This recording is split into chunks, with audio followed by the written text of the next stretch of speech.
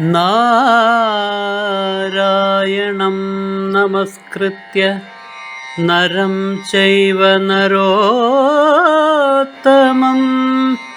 ദേവീം സരസ്വതീം വ്യാസം തതോ ജയമുദീരയേ. അർത്ഥശാസ്ത്രമിദം പുണ്യം ധർമ്മശാസ്ത്രമിദം പരം മോക്ഷശാസ്ത്രമിദം പ്രോക്തം വ്യാസേനാമിതബുദ്ധിനാ.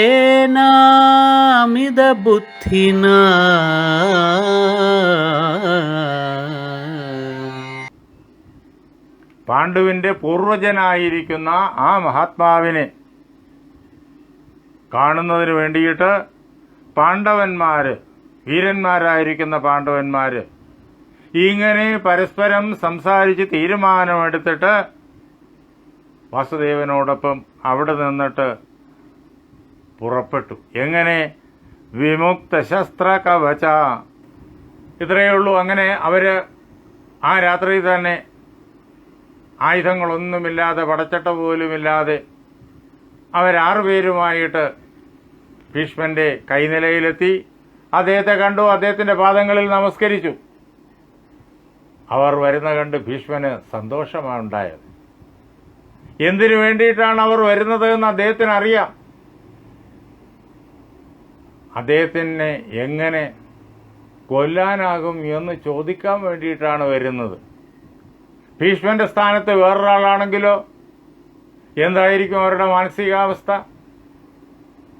അങ്ങേയറ്റം പ്രശാന്തമായ മനസ്സുള്ളയാളിന് മാത്രമേ ഇങ്ങനൊരു സാഹചര്യത്തിൽ, ഏറ്റവും കടുപ്പമേറിയ സാഹചര്യമാണത്, ഭീഷ്മൻ മരണത്തിന്റെ പടിവാതിക്കൽ നിൽക്കുകയാണ്, അതിനുള്ള അനുവാദം ചോദിക്കാനാണ് പാണ്ഡവന്മാർ കൃഷ്ണനോടൊപ്പം വരുന്നത്.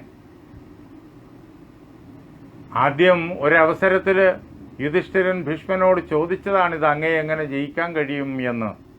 യുദ്ധം തുടങ്ങുന്നതിന് മുമ്പുള്ളതായ നിമിഷത്തിൽ രണ്ട് സൈന്യങ്ങളും രണ്ടു വശവുമായിട്ട് അണിനിരന്നു നിൽക്കുമ്പോൾ യുധിഷ്ഠിരൻ നിരായുധനായിട്ട് കൗരവ സേനാധിപനായ ഭീഷ്മന്റെ സമീപത്ത് ചെല്ലുന്നതും പാണ്ഡവന്മാർ കൂടെ ചെല്ലുന്നതും കൃഷ്ണനോടൊപ്പം കൂടെ ചെല്ലുന്നതും, ഭീഷ്മനെ വന്ദിച്ചതിന് ശേഷം യുധിഷ്ഠിരൻ അങ്ങയെ ഞാൻ എങ്ങനെയാണ് ജയിക്കുക എന്ന് ചോദിക്കുന്നതൊക്കെ നമ്മൾ കേട്ടു.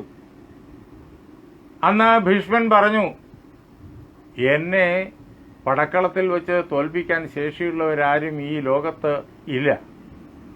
ഏതായാലും എനിക്ക് മരണസമയമായിട്ടില്ല. ആകട്ടെ, അതുകൊണ്ട് പിന്നീട് വരിക, ഞാൻ പറഞ്ഞു തരാം എന്ന് അന്ന് അദ്ദേഹം മറുപടി പറഞ്ഞിരുന്നു. ഇപ്പോൾ ഈ വന്നു ചേർന്നിരിക്കുന്നത് അതിനു വേണ്ടിയിട്ടാണ് എന്ന് അദ്ദേഹത്തിന് അറിയാം.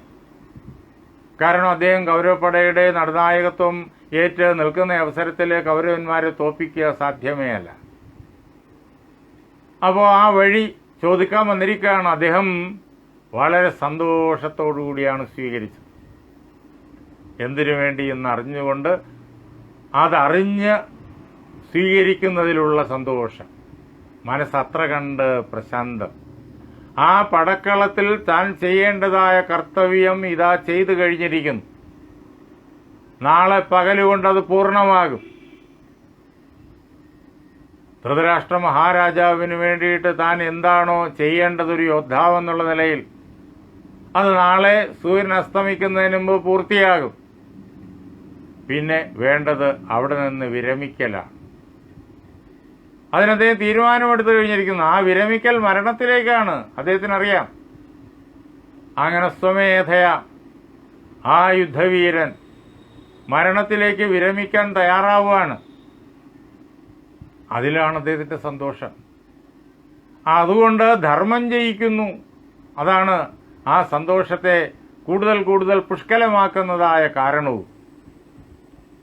താൻ കൗരവപക്ഷത്ത് നിൽക്കുമ്പോൾ കൗരവപക്ഷം അധർമ്മത്തിന്റെ പക്ഷത്താണ്. ആ അധർമ്മം പരാജയപ്പെടില്ല, അത് ജയിച്ച് ഇങ്ങനെ നിൽക്കും. അധർമ്മം ജയിക്കാൻ വിടാൻ പാടില്ല, അധർമ്മത്തെ പരാജയപ്പെടുത്തണം. അതിന് താൻ അധർമ്മത്തിന്റെ സംരക്ഷകനെന്നുള്ള സ്ഥാനത്ത് നിന്നിട്ട് വഴിമാറണം. ചെയ്യേണ്ട ജോലിയെല്ലാം ചെയ്തു, ഇനി വഴിമാറുക. ഇങ്ങനെ പ്രവർത്തിക്കാൻ ദൈവീ സമ്പത്ത് സമ്പൂർണമായും ഉൾക്കൊണ്ടിട്ടുള്ളൊരു മഹാത്മാവിന് മാത്രമേ സാധ്യമാവുള്ളൂ. മനസ്സിൻ്റെ ആ ശാന്തത, മരണത്തെ സ്വയം ക്ഷണിച്ചു വരുത്തുന്ന ശാന്തത, അത് നമ്മൾ ഇവിടെ കാണുന്നു. അതാണ് ത്യാഗശാന്തിര പൈശുനം. ദൈവീ സമ്പത്തിൻ്റെ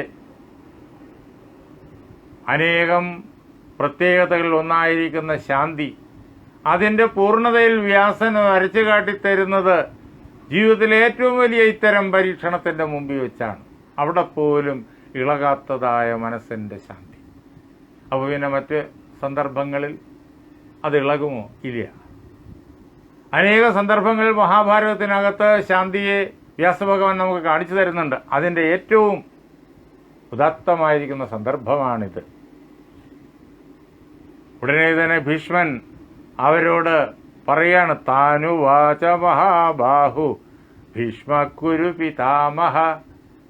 കൗരവന്മാരുടെ മുഴുവൻ, ചൽ ദുര്യോധനാദികളുടെയും യുധിഷ്ഠിരാദികളുടെയും, രണ്ടു കൂട്ടരും കൗരവന്മാരാണല്ലോ, അവരുടെ മുഴുവൻ പിതാമഹനായിരിക്കുന്ന മഹാബാഹുവായ ഭീഷ്മൻ അവരോട് പറഞ്ഞു സന്തോഷത്തോടുകൂടിയിട്ട്, സ്വാഗതം തവ വാർഷ്ണേയ സ്വാഗതം തേ ധനഞ്ജയ. അല്ലയോ വാർഷ്ണേയ, വൃഷ്ണി വംശത്തിൽ പിറന്നവനായിരിക്കുന്ന അല്ലയോ കൃഷ്ണ, അങ്ങയ്ക്ക് സ്വാഗതം. അല്ലയോ അർജുന, അങ്ങയ്ക്ക് സ്വാഗതം. സ്വാഗതം ധർമ്മപുത്രായ ഭീമായ യമയോസ്തഥാ. ധർമ്മപുത്രന് സ്വാഗതം, ഭീമന് സ്വാഗതം. ഇരട്ടപെറ്റ സഹോദരങ്ങളായ, അതാണ് യമൻ എന്ന് പറയുന്നത്, ഇരട്ടപെറ്റ സഹോദരങ്ങളായിരിക്കുന്ന നകുല സഹദേവന്മാർക്ക് സ്വാഗതം. അങ്ങനെ അവർക്ക് സ്വാഗതം പറഞ്ഞു. എന്നിട്ട് അദ്ദേഹം ചോദിക്കുകയാണ്, കിം വാ കാര്യം കരോമ്യദ്യ യുഷ്മാകം പ്രീതി വർദ്ധനം. നിങ്ങൾക്ക് പ്രീതിയെ, സന്തോഷത്തെ ഉണ്ടാക്കുന്നതായ ഏത് കാര്യമാണ് ഞാൻ ഈ അവസരത്തിൽ ചെയ്യേണ്ടത്? അദ്ദേഹം ചോദിക്കാണ്. അവർക്ക് ഈ പ്രീതി ഉളവാക്കുന്നതായ കാര്യം എന്താണ് എന്ന് നമുക്കറിയാം, ഭീഷ്മനും അറിയാം, അവർക്കും അറിയാം, എല്ലാവർക്കും അറിയാം. പക്ഷേ അത് അവർ പറയണം, അവരെ കൊണ്ട് പറയിക്കണം. എന്താണ് ഞാൻ ചെയ്യേണ്ടത്? യുദ്ധമൊഴികെ എന്തു വേണമെങ്കിലും ഞാൻ ചെയ്യും. യുദ്ധാത് അന്യത്ര ഹേ വത്സ. അല്ലയോ കുഞ്ഞേ, നിനക്ക് വേണ്ടി യുദ്ധം ചെയ്യുക എന്നുള്ളത് ഒഴികെ ബാക്കി എന്തു വേണം? അത് വ്രിയന്തമ്മ വിശങ്കഥ.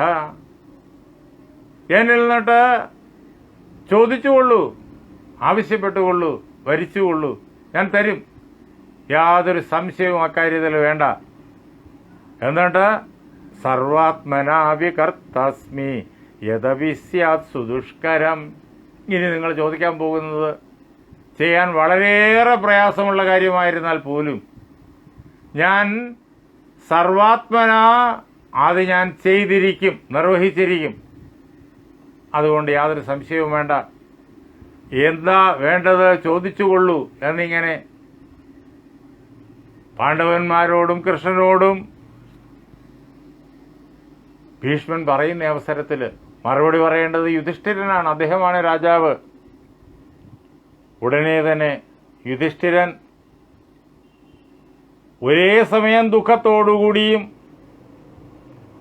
എന്താ ഭീഷ്മനെ കൊല്ലാനുള്ള ഉപായത്തെക്കുറിച്ച് ചോദിക്കുകയാണ്. അതിൻ്റെതായ ദുഃഖം. എന്നാൽ ഭീഷ്മനെ കൊന്നാൽ മാത്രമേ ജയിക്കാൻ പറ്റൂ. അങ്ങനെ ജയോപായം എന്നുള്ളതായ ആ അനിവാര്യതയും ഇത് രണ്ടും മനസ്സിൽ വെച്ചുകൊണ്ട് അദ്ദേഹം പറഞ്ഞു, കഥം ജയേമ സർവജ്ഞ കഥം രാജ്യം ലഭേമഹി. ഇതാണ് യുധിഷ്ഠിരൻ ചോദിച്ചത്. അല്ലയോ സർവജ്ഞനായിരിക്കുന്ന പിതാമഹ, എല്ലാം അറിയുന്നവനാണ് അങ്ങ്. ഞങ്ങളുടെ മനസ്സ് അങ്ങയ്ക്ക് നന്നായി അറിയാം, സാഹചര്യങ്ങൾ അങ്ങയ്ക്ക് നന്നായി അറിയാം, ധർമാധർമ്മങ്ങൾ അങ്ങയ്ക്ക് നന്നായി അറിയാം. ഈ യുദ്ധം എങ്ങനെ മുന്നോട്ട് പോകണം, എങ്ങനെ പര്യവസാനിക്കണം, അതിനുള്ള മാർഗം എന്താണ്, ഇതെല്ലാം അങ്ങയ്ക്കറിയാം. അതുകൊണ്ട് അതൊന്നും വിശദീകരിക്കേണ്ട കാര്യമില്ല. സർവജ്ഞനായ അല്ലയോ പിതാമഹ, ഞങ്ങൾക്ക് എങ്ങനെ ജയിക്കാനാകും അത് പറഞ്ഞു തരിക. എങ്ങനെ രാജ്യം ഞങ്ങൾക്ക് ലഭിക്കും അതും അങ്ങ് പറഞ്ഞു തരിക.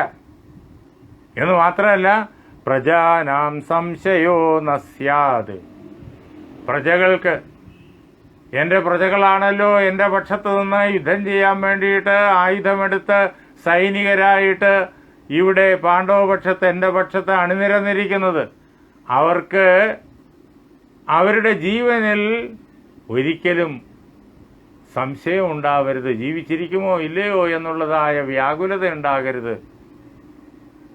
അങ്ങ് കൗരവന്മാരുടെ നേതാവായിട്ട് അവരുടെ മുഴുവൻ സൈന്യാധിപനായിട്ട് ഇപ്പുറത്ത് നിൽക്കുമ്പോൾ അങ്ങ് എൻ്റെ സൈന്യത്തെ മുഴുവൻ തകർത്തെറിയുന്നു. അങ്ങനെ അവരുടെ എല്ലാം ജീവിതം തുലാസിലാകുന്നു. എൻ്റെ പ്രജകളുടെ ജീവിതം തുലാസിലാകരുത്. അതിനുള്ളതായ മാർഗം എന്താണ്? കൗരവപക്ഷത്തുള്ളതായ മറ്റേതൊരു മഹാരഥൻ കടന്നാക്രമിച്ചു കഴിഞ്ഞാലും സൈന്യത്തെ രക്ഷിക്കാൻ ഞങ്ങൾക്ക് സാധിക്കും. പക്ഷെ അങ്ങ് ആവുമ്പോഴാണ് ഞങ്ങൾക്ക് സാധിക്കാതെ വരുന്നത്.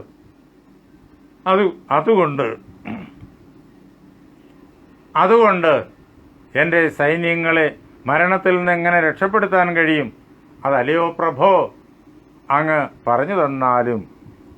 ഭവാൻ ഹിനോവധോപായം ബ്രവീതു സ്വയമാത്മനഃ, അങ്ങ് തന്നെ അങ്ങേ കൊല്ലാനുള്ള ഉപായം എന്താണ് എന്ന് ഞങ്ങൾക്ക് പറഞ്ഞു തന്നാലും.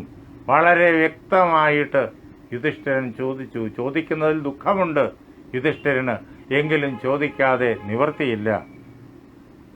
എന്നിട്ട് യുധിഷ്ഠിരൻ പറയാണ്, മണ്ഡലേനൈവ ധനുഷ ദൃശ്യസേ സംയുഗേ സദാ.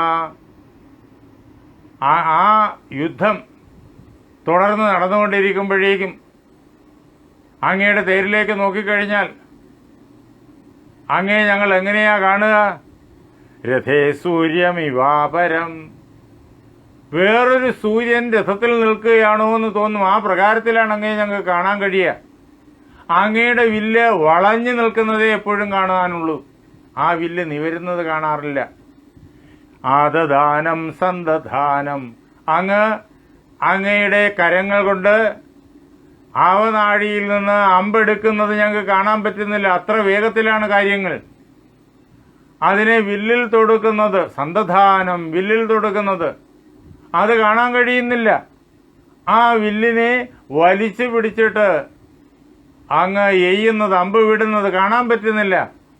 മഴ പോലെ അമ്പുകൾ ഞങ്ങളുടെ സൈന്യങ്ങളുടെ പുറത്ത് വന്ന് തറഞ്ഞു കയറുന്ന അനുഭവമേ ഉള്ളൂ. അത്ര വേഗത്തിലാണ് ആയിരം അമ്പുകൾ അങ്ങ് ഒരേ നിമിഷം കൊണ്ട് ഞങ്ങളുടെ നേരെ പ്രയോഗിക്കുന്നത്. അങ്ങ് ഇങ്ങനെ കൗരവപക്ഷത്ത് നിന്ന് അവർക്ക് വേണ്ടി യുദ്ധം ചെയ്യുമ്പോഴേക്കും ഞങ്ങൾ എങ്ങനെയാണ് ജയിക്കുക? അതുകൊണ്ടാണ് അങ്ങയോട് ഈ ചോദ്യം. അല്ലയോ മഹാബാഹോ, അങ്ങയെ സംഹരിക്കാനുള്ളതായ മാർഗം അങ്ങ് തന്നെ പറഞ്ഞു തന്നാലും. അങ്ങ് ഞങ്ങളുടെ പക്ഷത്തുള്ളതായ രഥത്തെയും അശ്വങ്ങളെയും ആനകളെയും അതേപോലെ തന്നെ കാലാൾപ്പടയും എല്ലാറ്റിനെയും അങ്ങ് കൊന്നൊടുക്കുന്നു. അങ്ങനെയുള്ള അങ്ങയെ ആർക്ക് തോൽപ്പിക്കാനാകും?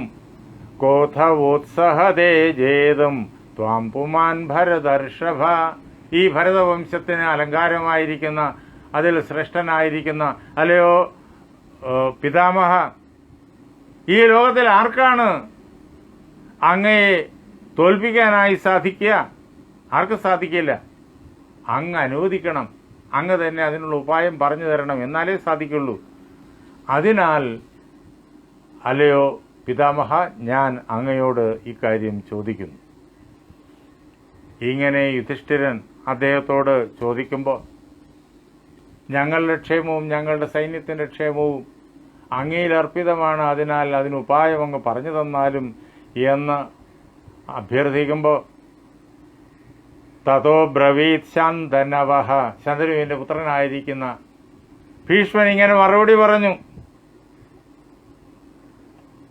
ഭീഷ്മൻ എന്താ പറഞ്ഞത്? അദ്ദേഹം പറഞ്ഞു, ന കഥഞ്ചന കൗന്തേയ മയി ജീവതി സംയുഗേ. അല്ലയോ യുധിഷ്ഠിര, ഞാൻ ജീവനോടുകൂടിയിരിക്കുമ്പോഴേക്കും ഈ ലോകത്തിൽ ആർക്കും ഒരു പ്രകാരത്തിലും ജയോഭവതി, വിജയം ഉണ്ടാവില്ല. ഞാൻ യുദ്ധക്കളത്തിൽ ഇറങ്ങി നിന്ന് കഴിഞ്ഞാൽ ആർക്കും വിജയം ഉണ്ടാവില്ല. എല്ലാവരെയും ഞാൻ തന്നെ തോൽപ്പിക്കും. ഇത് സത്യമാണ്. സത്യമേതത് ബ്രവീമിതേ, ഇത് സത്യമാണ്. ഞാനിത് നിന്നോടിതാ വാച്യമായിട്ട് തന്നെ വ്യക്തമായി പറഞ്ഞു കേൾപ്പിക്കുന്നു. അപ്പോൾ എന്നെ എങ്ങനെയാ തോൽപ്പിക്കുക? എന്നെ തോൽപ്പിക്കാൻ സാധ്യമല്ല. ഞാൻ വില്ലുമെടുത്ത് പടക്കളത്തിൽ നിന്ന് കഴിഞ്ഞാൽ എന്നെ സമീപിക്കാൻ സാധ്യമല്ല. നിങ്ങൾക്ക് ജയിക്കണമെങ്കിൽ എന്നെ തോൽപ്പിച്ചാലേ പറ്റൂ. അതിനെന്താ മാർഗം? നിർജിതേ മയി യുദ്ധേന രണേ ജക്ഷ്യഥ പാണ്ഡവാഹ. നിങ്ങൾ എങ്ങനെ ഈ യുദ്ധം ജയിക്കുന്നല്ലേ ചോദിച്ചത്? അതിനുള്ള മാർഗം ഇതേ ഉള്ളൂ. ഈ പടക്കളത്തിൽ വെച്ചിട്ട് എന്നെ തോൽപ്പിക്കണം. അങ്ങനെ മാത്രമേ നിങ്ങൾക്ക് കൗരവന്മാരെ പരാജയപ്പെടുത്താൻ പറ്റൂ, യുദ്ധം ജയിക്കാൻ പറ്റൂ, രാജ്യം കിട്ടുകയുള്ളൂ. പക്ഷേ ഞാൻ വില്ലുമെടുത്ത് നിന്ന് കഴിഞ്ഞാൽ എന്നെ തോൽപ്പിക്കാൻ കരുത്തുള്ളവർ ഈ ഭൂമിയിൽ ഇന്നോളമില്ല, ഇനിയും ഉണ്ടാവില്ല. ഇങ്ങനൊരവസ്ഥയുണ്ട് എന്നറിഞ്ഞുകൊള്ളുക. അതിന് ഒരു മാർഗം ഞാൻ പറഞ്ഞു തരാം. എന്നെ ഈ പടക്കളത്തിൽ തോൽപ്പിക്കാനുള്ള മാർഗം, പടക്കളത്തിൽ നിന്ന് ഒഴിവാക്കാനുള്ളതായ മാർഗം. അനുജാനാമിവ പാർത്ഥ പ്രഹരത്വം യഥാസുഖം. ഞാനിത് ആജ്ഞാപിക്കുന്നു. പാണ്ഡവന്മാരോട് പറയാണ്. നോക്കിക്കോണം, അദ്ദേഹത്തിന്റെ മനസ്സ് എത്ര കണ്ട് ശാന്തമാണ് എന്നത് വ്യക്തമാക്കുകയാണ്. ദൈവീ സമ്പത്തിന്റെ പൂർണ്ണത അവിടെ കാണാം.